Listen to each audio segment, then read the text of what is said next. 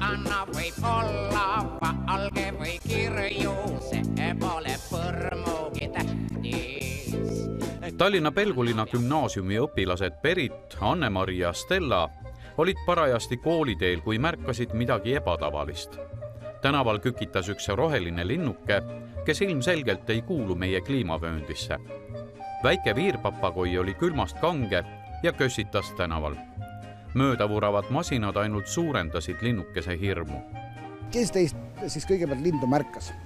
See oli meie klassivend. Koolis me läksime huvijuhi juurde, siis nagu seal öeldi, et me käisime ühest klassist läbi ja võtaksime kingakarbi, võtaksime hoogud sisse, paneksime sisse ja siis läksime tundi ja siis Berit võttis ta kaasa ja läks koju ja... Tüdrukud, et ta koka juurde ei läinud. Aga kas huvijuht oli ka üllatunud või? Jaa, ta ei osanud taga mitte midagi teha, aga siis ta nagu ütles meile, et me läheks teise õpetaja juurde edasi. Et tema ütles, et me läheks sinna nagu teise kohta. Ja siis me kõik koos nagu käisime mööda kooli ringi ja siis otsisime seda karpi. No mis sa arvad, kus see papagoi siia sai? Ma ei tea, äkki kuskilt kortermajast või ma ei tea, kuskilt sealt lähedalt maja, ma ei kujuta ette. On lapsed head ja postikana tark, kes mind ei usu, see on vana part. Pärast kooli võttis Berit linnukese koju kaasa. Kus kohas sa täpselt ta leidsid? See oli Mulla tänava Elioni maja aia kõrval. Oli täitsa kõnnitee peal? Oli sõidutee peal. Sõidutee peal? Jah. Ime, et ta alla jaetud, jah? Jah. Käisime õpetajate juures ja meile öeldi, et nagu tehke väiksed nagu teavituslehed, pange tänavatele. Tehtigi kenad plakatid ja riputati need Pelgulinna vahele üles. Esialgu pole pererahvas veel endast märku andnud. Henril on aga selle üle vaid hea meel.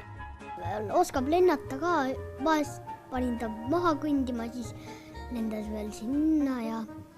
Kas ta oskab rääkida ka või mis ta teeb? Rääkida ta päris ei oska.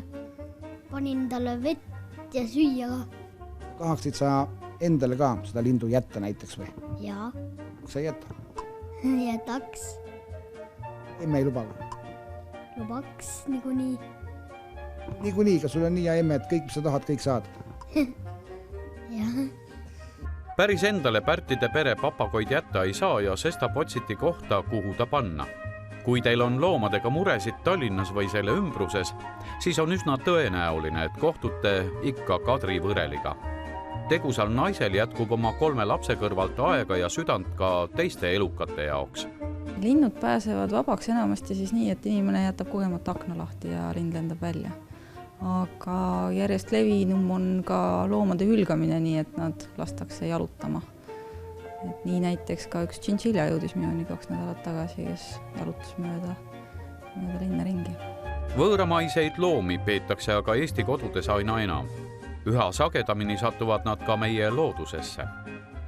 Papagoid linnapildis muutuvad järjest tavalisemaks, et neid leitakse ikka igal aastal päris mitu tükki.